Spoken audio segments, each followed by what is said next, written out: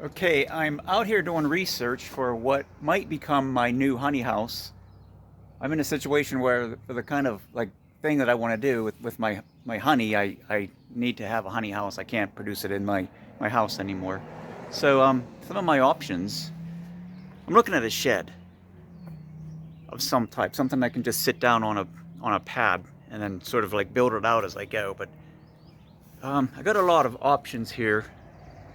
This right behind me is the one I'm liking a lot. Let's see if I can flip this around. Here it is. This is what I'm really liking right now. Amish made hemlock. Has front porch on it. What's this? The price on it is $60.95. It's 12 by 24. Free delivery within 30 miles. I'm sorry, within 15 miles, so that includes me. And here it is. So when you walk in here, you can definitely see the potential with it. There's a lot of room in here.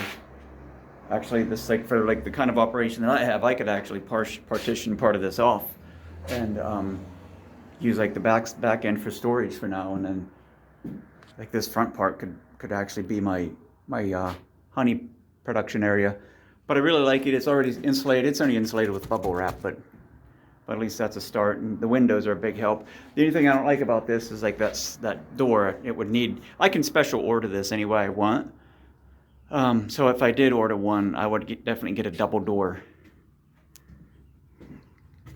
Some people was asking about why you would want the front porch on it, but I'm actually thinking that I like the front porch because for like free and cheap labor, gotta kind of make it comfortable for those people, but I really like it.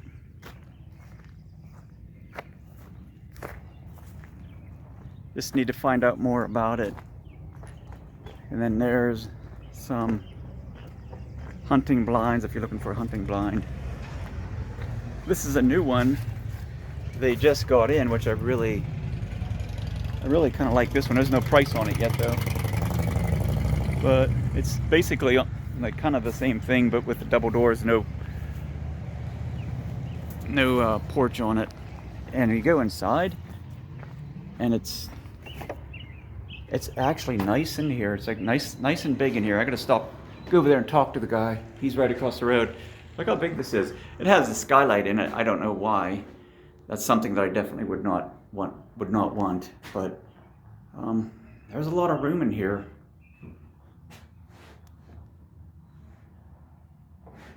So that's an option. It's probably in the $4,500, $5,000 range probably. And then there's this one right here. This one here is $4,800. I'm not sure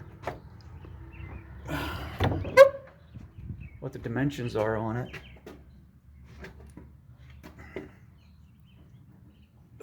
And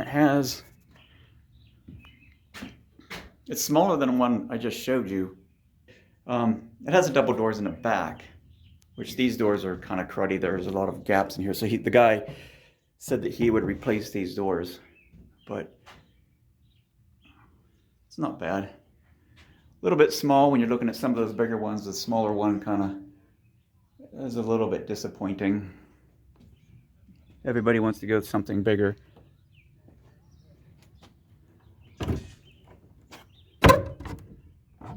$48.95. And it has a porch on it. I gotta figure out if I really want to have that porch. I mean, just having the double doors with the ramp up to the double doors is pretty nice too. Maybe having a porch on one side and a ramp on the other. And then there's like this barn style. I forget what the price is on this one, but I just don't like the barn styles very much. But it's got double doors. And it's big inside. course, you can see like in all of these, they're all going to require like finishing. Somebody on Sawmill Charlie's live stream was asking like what kind of flooring is in it, and I don't know the answer to that. So there's still some things that I need to figure out. But it's okay. I mean, I'm not ruling this out. I guess the whole thing is going to come down to price, what I can afford to do.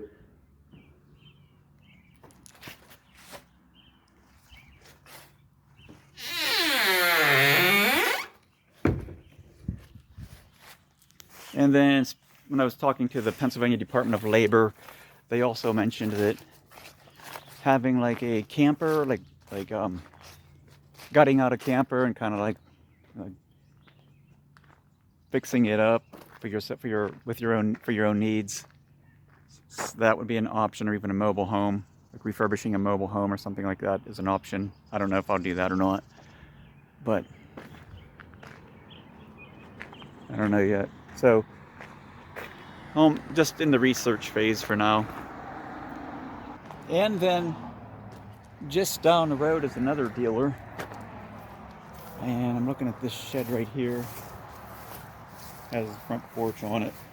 I don't like this at all because this front porch, let me flip this around. This front porch actually is taking up interior space, so I would not opt for this. You can see that. That's a lot of space right there just because of that little porch. Double doors though. I don't know how much this one is. This one is $6,500. $6,592, 75. So I would not opt for this.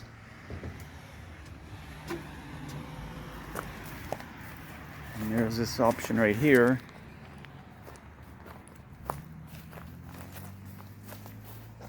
These ones don't have any dimensions on them. It's like the barn style. But one thing about the barn style is that you do have all this space up above. So that is an advantage. This one definitely is not as big as the other ones. And this one's going for $48.95. Double doors. Treated floors.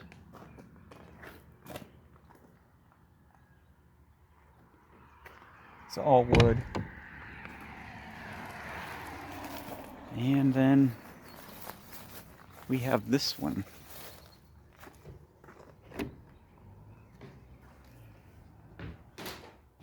About the same size as the other one. Windows, 2 windows, double doors. Price is $49.98. Or is it $45.41? I don't know. There's 2 different prices on it. But that's another option.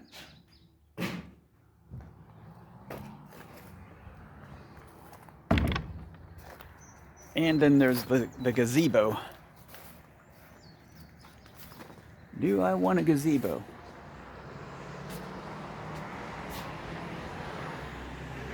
Cabana. It's a cabana. So for $8,300 you can have this cabana sitting in your yard.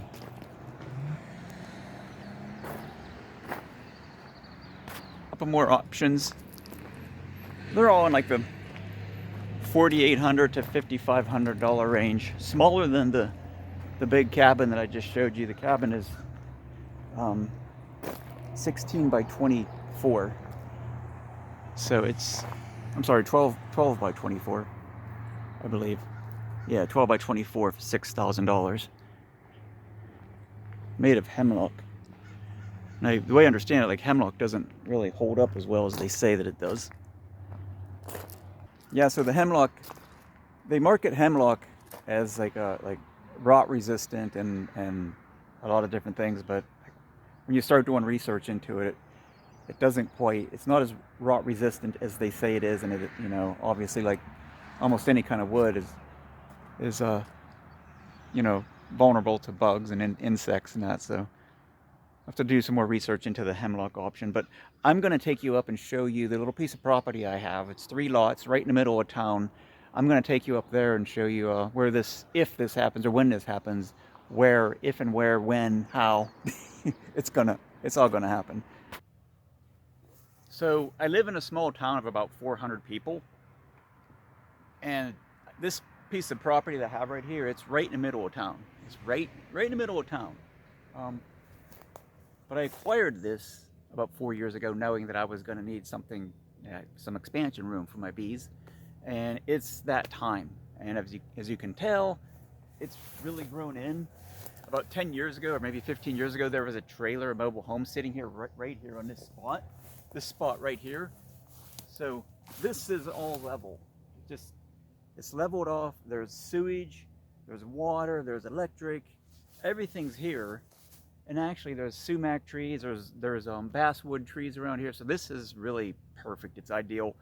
It's right in the middle of town, so I'm probably going to be limited to only having maybe like, I thought maybe 2 or 3 honey hives here, and maybe I could do nukes or some queen rearing or mating nukes or something here. So I'd be kind of limited on what I can do as far as like having bees here, but it's perfect for having the honey house and for storage. And it's 3 lots, so they're all connected, and it's very, very, very wooded, as you can see. And it would take some clearing. Yeah, so this is steep down here, but you know, a couple spots it's level enough for some storage. I could level spots off if I needed to for storage, and like I said, it's perfect for having just a few hives. Basswood in here, there's a sumac. I don't know if the bees are really going to work that sumac.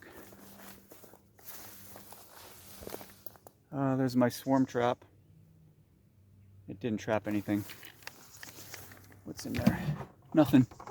There's nothing in there, nothing in my swarm trap. But you can see a vehicle right there. So, you know, this is all going to be, those are going to be neighbors close by. So, a couple of my sticking points. Point number 1 is that I don't want to take any money out of my savings for this project. I want my bees to pay for this. That's really the only way to do it. I don't want to spend any of my savings. I don't want to cash in any stock or anything like that.